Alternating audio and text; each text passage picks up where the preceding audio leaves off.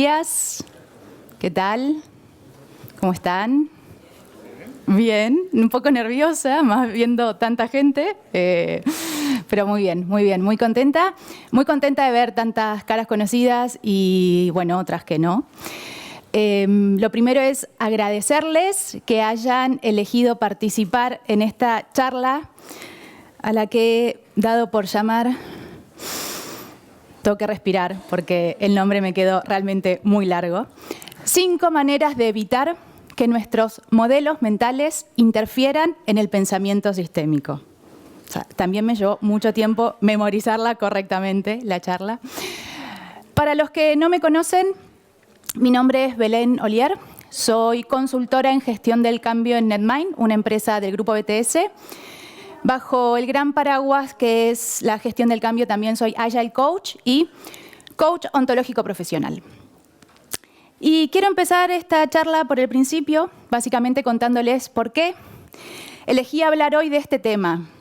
Mejor dicho, de estos 2 temas que son el pensamiento sistémico y los modelos mentales. El motivo, ya les adelanto que es triste, pero real. Y lo que me llevó hoy a elegir hablar de este tema es la frustración. La frustración porque en todos los proyectos de gestión del cambio en los que trabajé, fracasaron. O sea, yo les dije que era triste, ¿eh? Es decir, implementaciones de sistemas que jamás ningún usuario usó, metodologías de proyecto que jamás nadie siguió, porque antes de ser Agile Coach fui Waterfall Coach, por lo cual vengo del lado oscuro, y trabajar con equipos que cambiaron la forma, pero no el fondo. Seguramente a muchos de ustedes esto les suena familiar. Sé que no soy la única, no vengo acá a hacerme la especial.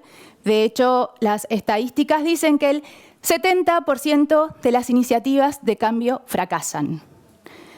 Y vieron lo que se dicen del mal de muchos. Mal de muchos, consuelo de tontos, pues yo no me considero tonta. A mí, sinceramente, estas estadísticas no me consolaban. Lejos de eso, dediqué mucho tiempo a tratar de entender dónde estaban las causas de estos fracasos.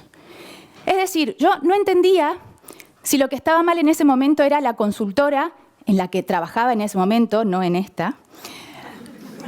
Por supuesto. No entendía si lo que estaba mal eran los clientes con los que trabajábamos en ese momento o si había algo que estaba mal en mí. Por supuesto que la causa de los problemas siempre está en el cliente. Eso los consultores lo tenemos clarísimo. No, realmente me di cuenta que el problema estaba en mí. Es decir, me di cuenta que en ese momento yo tenía una manera de ver el mundo lineal. Es decir, veía el mundo de manera lineal. ¿Qué significa esto? Que en ese momento yo creía que si hacía A, iba a obtener B, que si hacía C, iba a obtener D, y que así, sucesivamente, iba a llegar a los resultados deseados. Es decir, yo creía, por ejemplo, que si usaba estructuras liberadoras con las personas de mi equipo, eso iba a hacer que participaran, que se sintieran parte del cambio y que eso los motivara a moverse y traccionar el cambio, ¿no? Creía que las cosas funcionaban así de sencillas y no siempre es así. Por ejemplo, usar OKRs, perfecto, OKRs, alineación, foco, motivación, listo, creía que eso era suficiente. Por otro lado, también me di cuenta de que veía los problemas de manera aislada, ¿sí? Los veía como todos puntos inconexos y no podía ver los patrones que había detrás de esos problemas. Yo me dedicaba a resolver problemas, salían como setas, pero no importa, yo iba atrás de ellos, ¿no? Es decir, en definitiva, de lo que me di cuenta, es de que me faltaba una mirada sistémica. ¿Qué significa tener una mirada sistémica? Significa poder ver el conjunto en lugar de las partes. Significa ver patrones de cambio en lugar de fotos estáticas. Y significa poder entender las interconexiones de las partes que forman el sistema. En otras palabras, tener un pensamiento sistémico significa poder ver más allá. ¿Qué pasa? Que esto obviamente no es fácil. De hecho, no estamos programados para poder ver el mundo de una manera sistémica. Sin embargo, el pensamiento sistémico se necesita más que nunca porque la complejidad nos abruma. Porque hay más información de la que nadie puede absorber, porque hay mayor interdependencia de la que nadie puede administrar y porque hay una velocidad de cambio que nadie puede seguir. Posiblemente esta escala de complejidad no tiene precedentes en la historia de la humanidad. Sin embargo, seguramente muchos de nosotros hemos escuchado decir que la complejidad se combate con complejidad.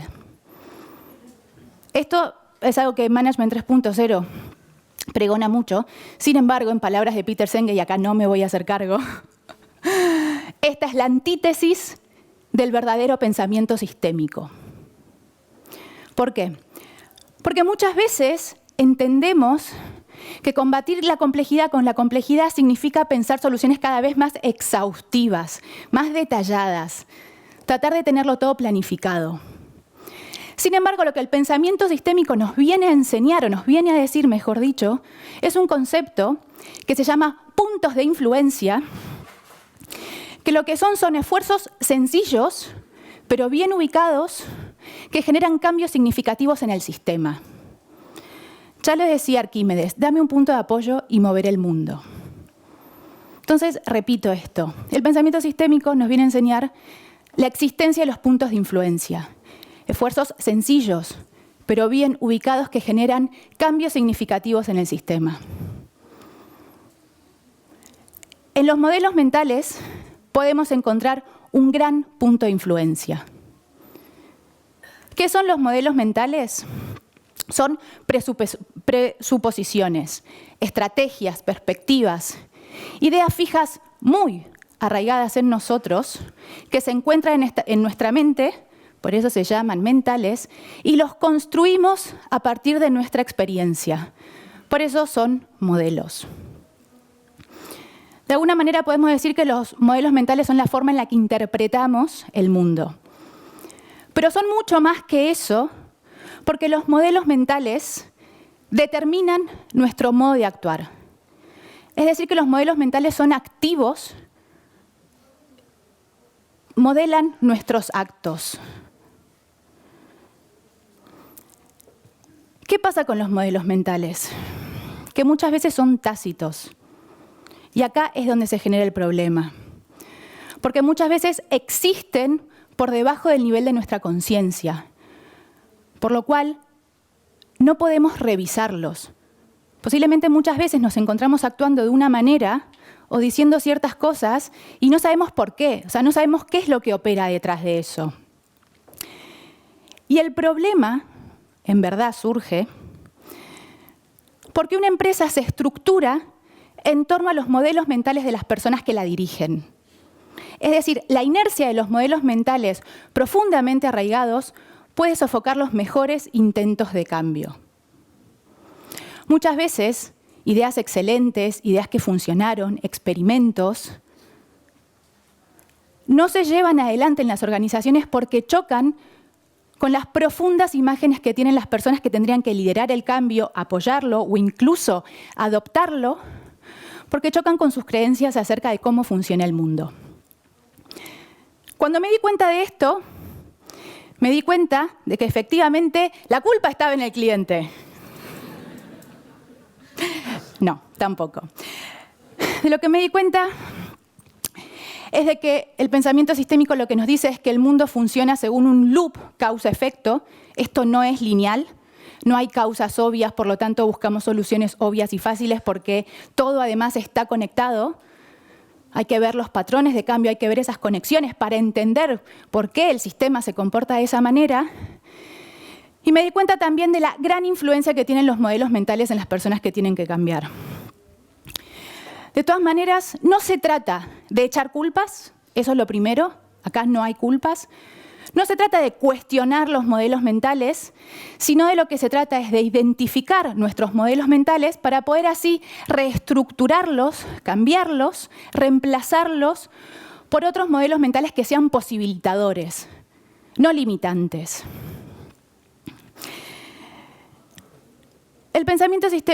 Los modelos mentales, para trabajar con modelos mentales, el primer paso, como la gran mayoría de las veces, está en mirarnos a nosotros mismos. La práctica de trabajar con modelos mentales empieza por vernos en el espejo. Y además, lo que nos dice es que se requiere de nuevas aptitudes para poder cambiar. Una de ellas es la reflexión. Esto consiste en desacelerar nuestros procesos de pensamiento para poder entender cómo formamos nuestros modelos mentales y cómo estos influyen en la manera de actuar. Y por el otro lado, la indagación. La indagación concierne a nuestros modelos de operar en interacciones directas con los demás, sobre todo cuando estamos en situaciones conflictivas. Entonces, dicho todo esto, ahora sí, les voy a contar las 5 maneras de evitar que nuestros modelos mentales interfieran en el pensamiento sistémico. Y ahora que me lo aprendí, no lo voy a dejar de repetir, así que... Muy bien, vamos con el primero. Mentira, les voy a mostrar los 5. Desde ya, una nota aclaratoria.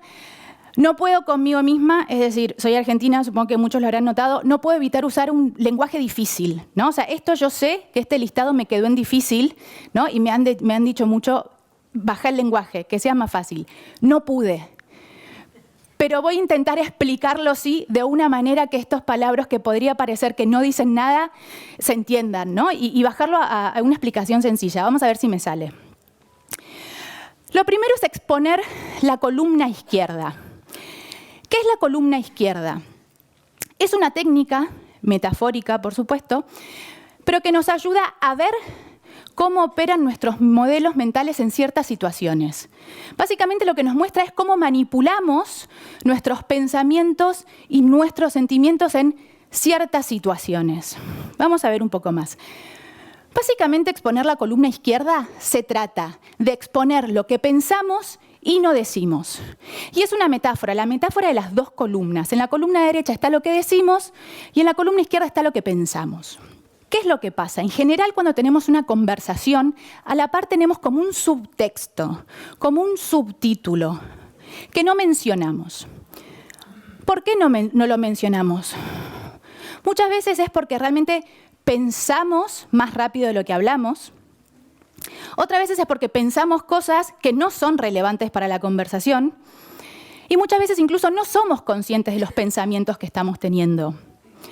Sin embargo, hay muchas veces, muchísimas veces, que sí somos conscientes de lo que estamos pensando, sí es relevante para la conversación y sin embargo no lo mencionamos. Antes de avanzar les voy a mostrar un ejemplo. Imagínense una conversación entre Dani y Fede, Dani es el jefe, y Dani o Daniel le dice a Fede, hemos decidido que Carla llevará adelante el nuevo proyecto. A lo que Fede le responde, vale, perfecto. Pero Fede, en su columna izquierda o en su conversación privada, en verdad lo que está pensando es, con lo chulo que es ese proyecto, ¿por qué ella y no yo? A mí me encantaría. Sin embargo, la conversación sigue y Daniel le dice, pensé en ti, pero como andas muy liado últimamente, no quería liarte con más cosas. Ante eso, Fede, en su conversación privada, lo que piensa es, ando liado por ayudarla a Carla y ahora se lleva el mérito. Sin embargo, lo que dice en su conversación pública es, ok, cuenten con mi apoyo para lo que necesiten. ¿Por qué no exponemos la columna izquierda? Básicamente porque tenemos a las consecuencias no deseadas. Tememos que si decimos lo que pensamos podemos quedar expuestos, podemos dañar las relaciones, podemos estar mal conceptuados. Entonces se produce una situación aparentemente sin salida. Si digo lo que pienso, temo a las consecuencias que eso puede tener.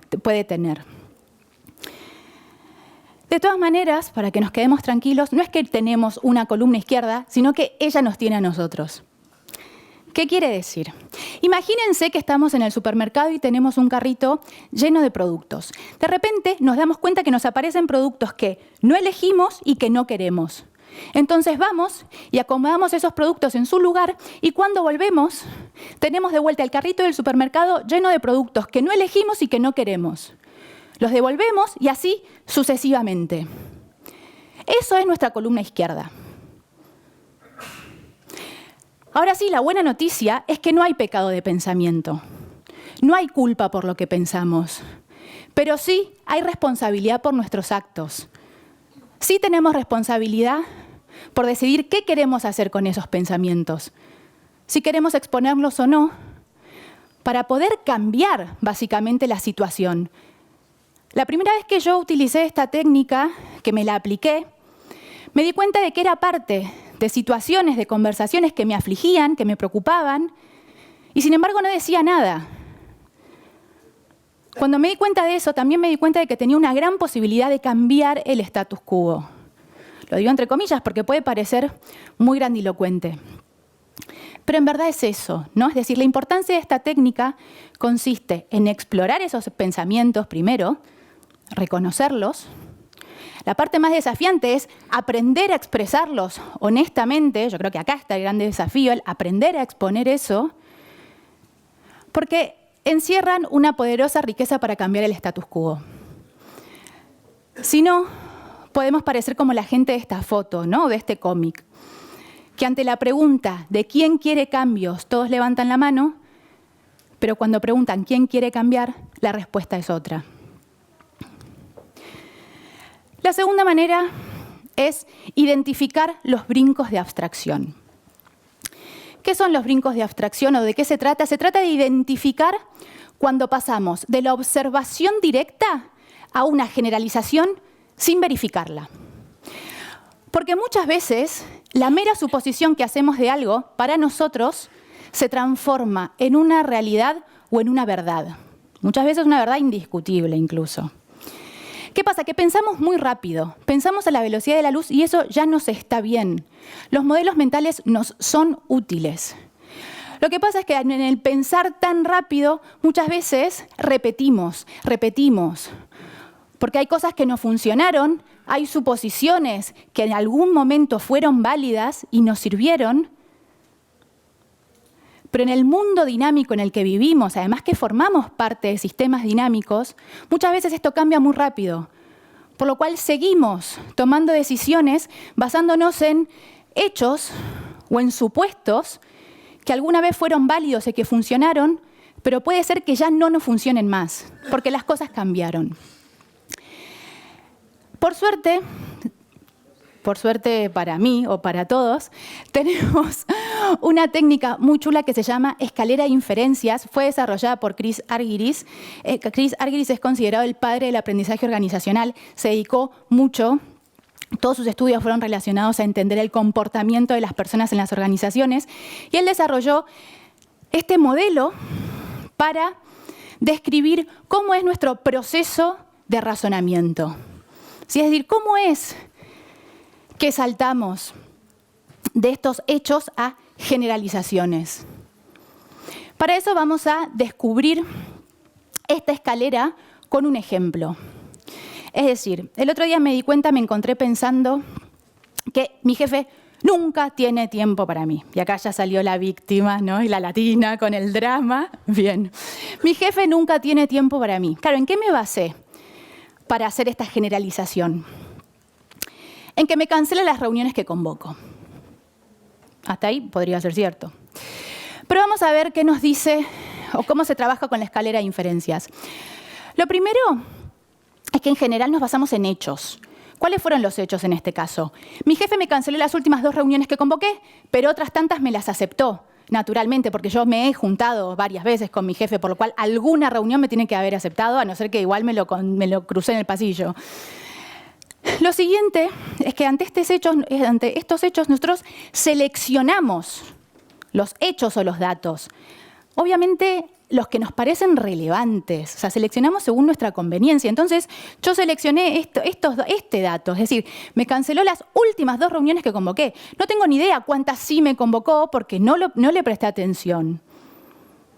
¿Qué pasa? Que a partir de esta selección lo que hacemos es una interpretación. Y acá sí que entramos en un mundo fantasioso pero muy peligroso, ¿eh? El mundo de la interpretación, yo por ejemplo interpreté que él cancela mis reuniones y no otras porque mis temas no le interesan. Y a partir de esta interpretación, entonces ya saqué una conclusión. Mi jefe nunca tiene tiempo para mí. Y lo siguiente, y acá es en donde se pone más linda la cosa, es que a partir de estas conclusiones actuamos, pasamos a la acción. Entonces, ¿qué es lo que hago? Yo no le propongo nuevas reuniones, porque como no tiene tiempo para mí, que sea él el que me venga a buscar, ¿no? Y entonces, claramente esto es peligroso, porque nos puede conducir a creencias erróneas. Aunque se basen en hechos, no dejan de ser interpretaciones. Y como dice Rafael Echeverría, no sabemos cómo las cosas son, solamente sabemos cómo las interpretamos. Vivimos en mundos interpretativos. Le voy a dar más tiempo para que se rían de esta maravilla. Y pasamos a la siguiente. Reconocer la brecha entre las teorías expuestas y las teorías en uso. Acá sí que les doy la razón que me fui muy en difícil. Lo voy a traducir en palabras más sencillas. Básicamente, reconocer la brecha entre las teorías expuestas y las teorías en uso significa reconocer la brecha o la diferencia entre lo que decimos y lo que hacemos. ¿No? Esto es mucho más sencillo, lo que pasa es que yo creo que en palabras de Chris Argyris realmente es más elocuente y hasta un poco más revelador. Porque lo que él dice es que aunque las personas no siempre se comportan en congruencia con las teorías expuestas, es decir, lo que dicen, sí se comportan en congruencia con las teorías en uso, es decir, los modelos mentales. Es decir, aunque no siempre nos comportamos según lo que decimos, seguro que nos comportamos en función de nuestros modelos mentales, es decir, en función de lo que creemos, en función de cómo interpretamos el mundo. Y esto es lo que nos lleva a actuar de una manera diferente a lo que decimos.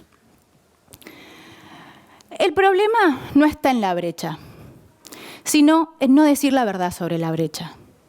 Es decir, en esta brecha hay contradicciones y por eso muchas veces por esas contradicciones no queremos entrar en conflicto y no decimos nada. No está el problema ahí. El problema está en no decir la verdad sobre la brecha.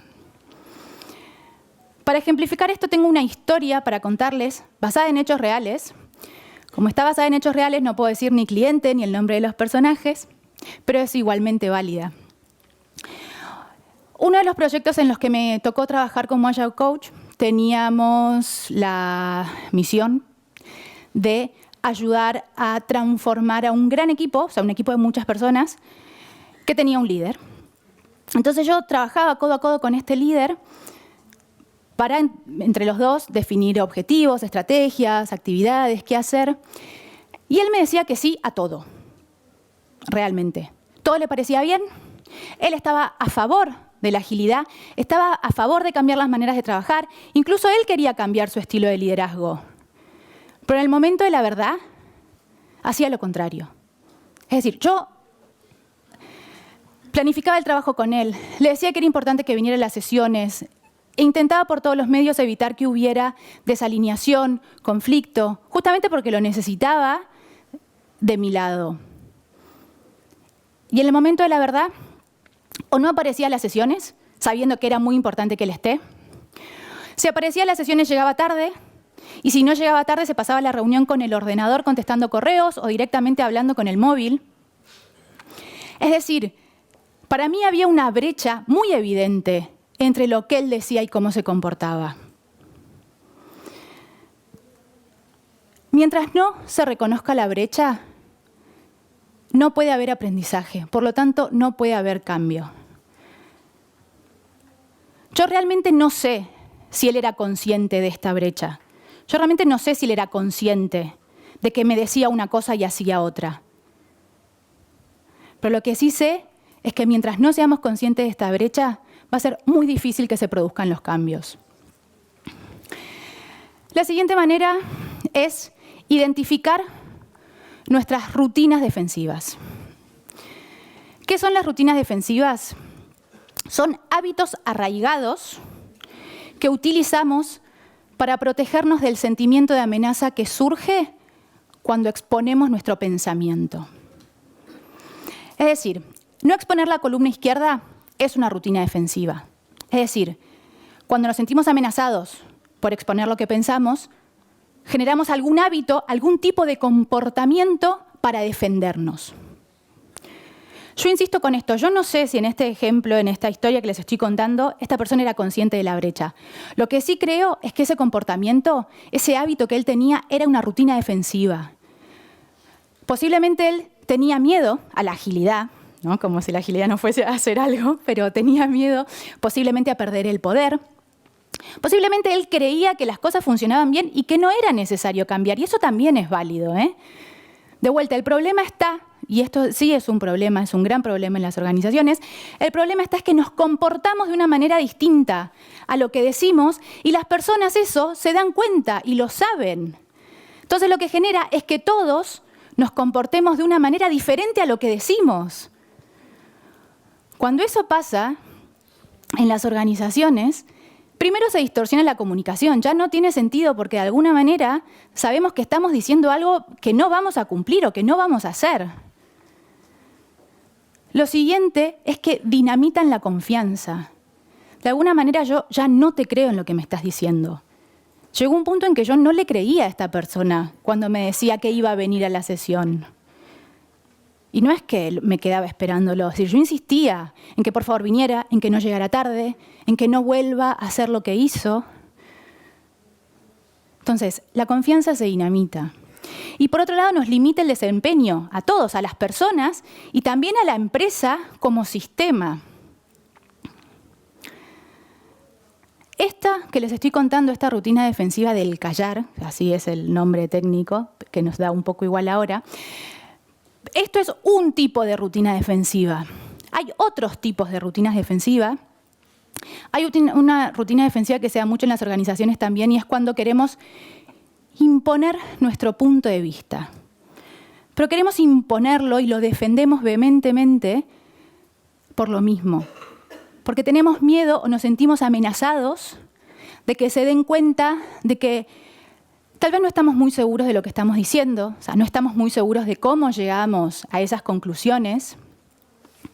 Y entonces queremos tapar esas inseguridades.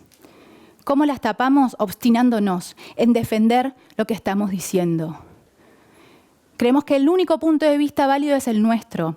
Y eso lo que le genera a la otra persona es una actitud también de defenderse porque se siente atacado. Entonces nos encontramos en una especie de efecto bola de nieve en donde lo único que queremos es defender nuestro punto de vista, buscamos argumentaciones y agarramos datos que posiblemente estén distorsionados, pero no importa porque lo único que queremos es ganar la conversación. Cuando eso ocurre, se cierra la posibilidad de hacernos cargo del problema y se cierra la posibilidad de corrección y aprendizaje.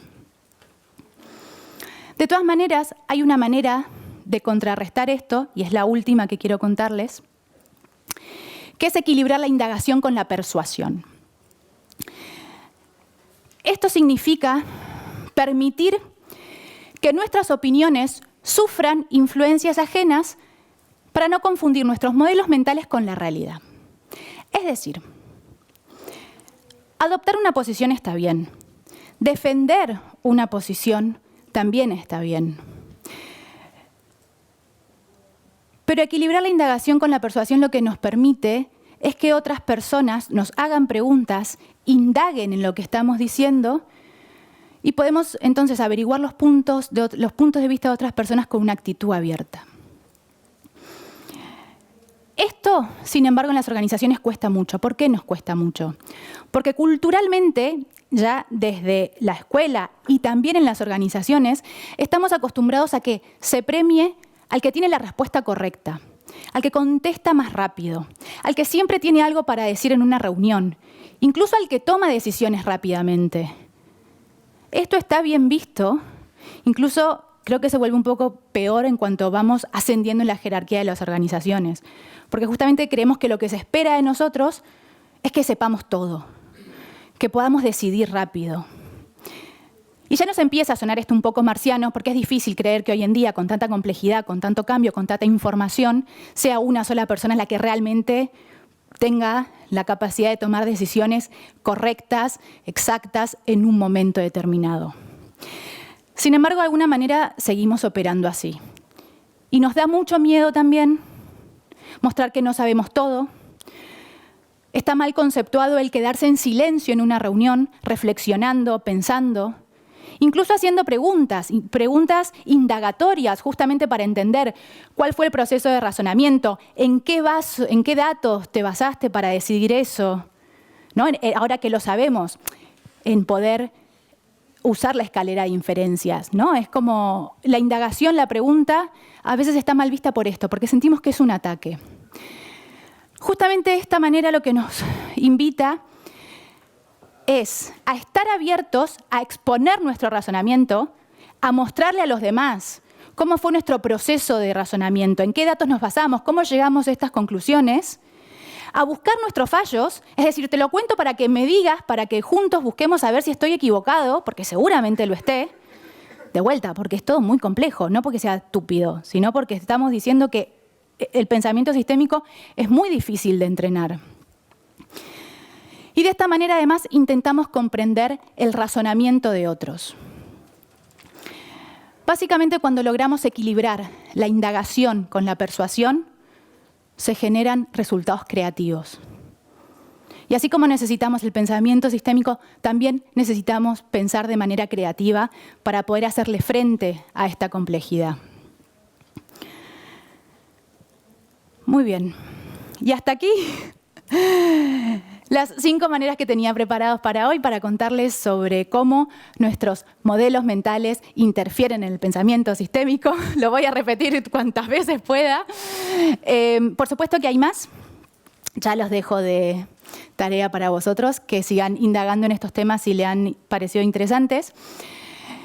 De todas maneras, no quiero terminar todavía sin hacer algunas reflexiones que me parecen muy importantes y muy interesantes. La primera es que somos prisioneros de las estructuras que no somos conscientes. Somos prisioneros de nuestros modelos mentales si no somos conscientes de ellos. Pero una vez que podemos verlos y podemos designarlos, ya no tienen el mismo poder. La otra reflexión importante sobre el pensamiento sistémico es que todos compartimos la responsabilidad por los problemas generados en el sistema. Es decir, la causa de que los proyectos de gestión del cambio fracasaran no es que estaba en la empresa, en el cliente o en mí, sino que estaba en todos nosotros porque éramos parte del mismo sistema. Por lo cual, la búsqueda de chivos expiatorios ya no tiene sentido. Como decía Walt Kelly, un cómico estadounidense. Gracias, caricaturistas, ves que estaba bien que te sentaras en la primera fila. Hemos descubierto al enemigo y somos nosotros. Muchas gracias. Hola. Hola. No es una pregunta sobre la charla, es más, me ha parecido súper interesante y simplemente sé que hay muchos modelos mentales, ¿no? Y a veces es complicado, lo que decías tú, ser consciente de cuáles son esos modelos. No sé si recomiendas algún recurso, alguna página, algún libro que hable de estos modelos mentales para poder reflexionar y sacarlos, ¿no? Saber cuáles son. Sí, es decir, yo creo que más que...